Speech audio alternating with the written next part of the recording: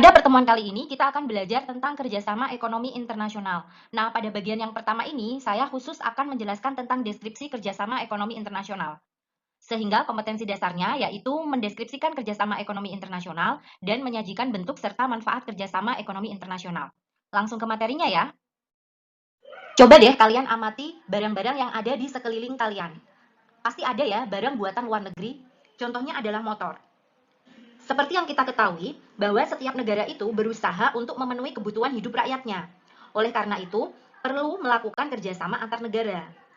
Perkembangan dan masa depan suatu negara akan lebih sulit jika suatu negara itu menutup dirinya dan tidak mengadakan kontak kerjasama dengan negara lain. Oleh karena itu, setiap negara pasti memerlukan kerjasama. Tiap-tiap negara memiliki kondisi geografis dan sumber daya manusia yang berbeda-beda. Karena itu, suatu negara tidak dapat memenuhi kebutuhannya sendiri. Inilah kemudian yang menjadi salah satu faktor pendorong bagi negara-negara untuk melakukan kerjasama ekonomi internasional.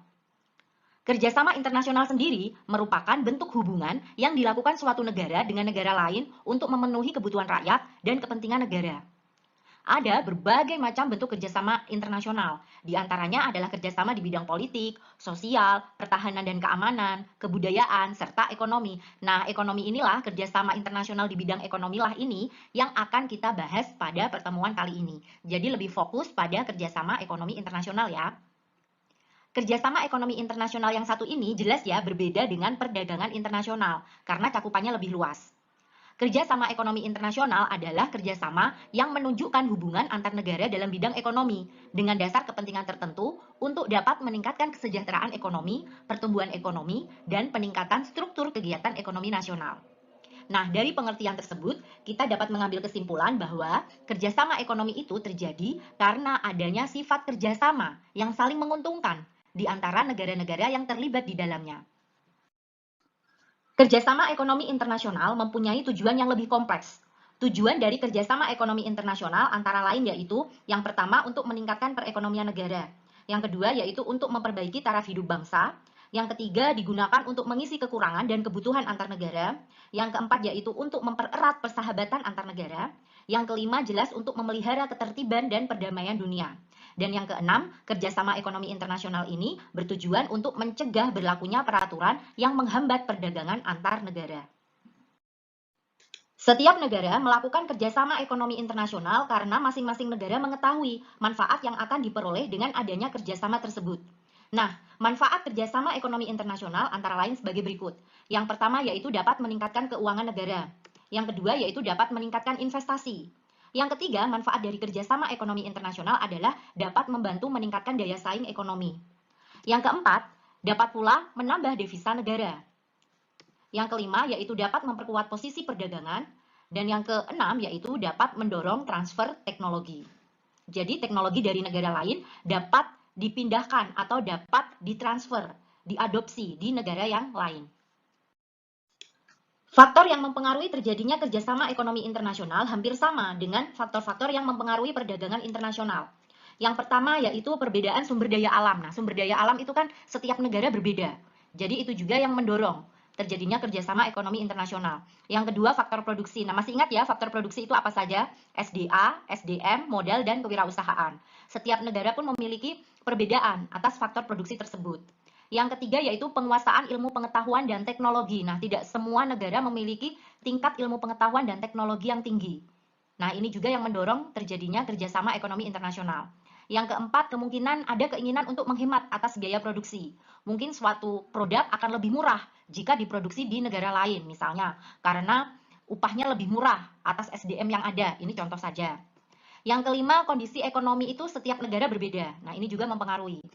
Kemudian adanya perbedaan iklim. Nah, iklim di setiap negara berbeda, ini mempengaruhi juga. Jadi karena iklim itu mempengaruhi barang yang dihasilkan. Mungkin di suatu negara lain tidak bisa menghasilkan produk tersebut karena iklimnya tidak mendukung. Nah, itu bisa saja terjadi. Yang ketujuh yaitu karena keinginan membuka kerjasama dengan negara lain. Kemudian yang kedelapan karena adanya perbedaan ideologi yang digunakan. Kemudian yang kesembilan karena adanya globalisasi ekonomi.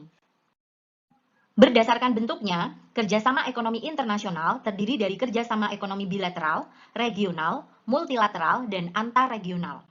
Kita bahas satu persatu ya, kita mulai bahas dari kerjasama ekonomi bilateral. Kerjasama ekonomi bilateral adalah kerjasama ekonomi yang mengikat antara dua negara dengan suatu perjanjian bahwa masing-masing pihak akan melaksanakan atau memenuhi kewajiban di bidang ekonomi secara timbal balik. Kerjasama antar dua negara tersebut biasanya mengatur mengenai komoditas atau barang-barang yang diperdagangkan, serta biasanya juga mengatur sistem pembayaran yang digunakan, volume dan nilai perdagangan yang disepakati, serta mengatur produk, ekspor, dan impor barang. Contoh dari kerjasama ekonomi bilateral ini adalah kerjasama ekonomi antara Indonesia dan Malaysia, serta kerjasama antara Indonesia dan Cina. Yang kedua yaitu kerjasama ekonomi regional. Kerjasama ekonomi regional adalah kerjasama ekonomi di antara beberapa negara yang berada di satu kawasan. Contohnya nih, misalnya kerjasama ekonomi antara negara-negara di kawasan Asia Tenggara. Nah, namanya ASEAN. Kemudian MEE ini adalah kerjasama di negara-negara di kawasan Eropa, atau biasa disebut dengan Masyarakat Ekonomi Eropa. Kemudian ada lagi ini APEC, Asia Pacific Economic Cooperation, ini adalah kerjasama antara negara-negara di kawasan Asia Pasifik. Yang ketiga yaitu kerjasama ekonomi multilateral. Kerjasama ekonomi multilateral adalah kerjasama yang mengikat antara beberapa negara, jadi lebih dari dua negara ya, dengan suatu politik atau kebijaksanaan yang bersifat internasional. Kebijaksanaan yang bersifat internasional ini mempunyai tujuan untuk membebaskan perekonomian internasional dari pembatasan-pembatasan. Pembatasan-pembatasan tersebut adalah dengan mengizinkan negara-negara untuk berusaha, khususnya dalam bidang produksi dan perdagangan sesuai dengan keunggulan komparatif masing-masing negara. Jadi, kerjasama ekonomi multilateral ini tidak hanya di satu kawasan, tapi bisa pula berbeda kawasan. Contohnya seperti OPEC, WTO, dan IMF. Yang keempat yaitu kerjasama ekonomi antarregional. Kerjasama ekonomi antarregional yaitu kerjasama ekonomi di antara dua kelompok kerjasama ekonomi regional. Contohnya ini misalnya ASEAN. ASEAN tadi kan kerjasama di kawasan Asia Tenggara ya. Nah ini bekerjasama dengan MEE. MEE itu kan tadi di kawasan Eropa. Atau bisa pula ASEAN dan APEC. ASEAN tadi Asia Tenggara ya. Ini bekerjasama dengan kawasan di Asia Pasifik.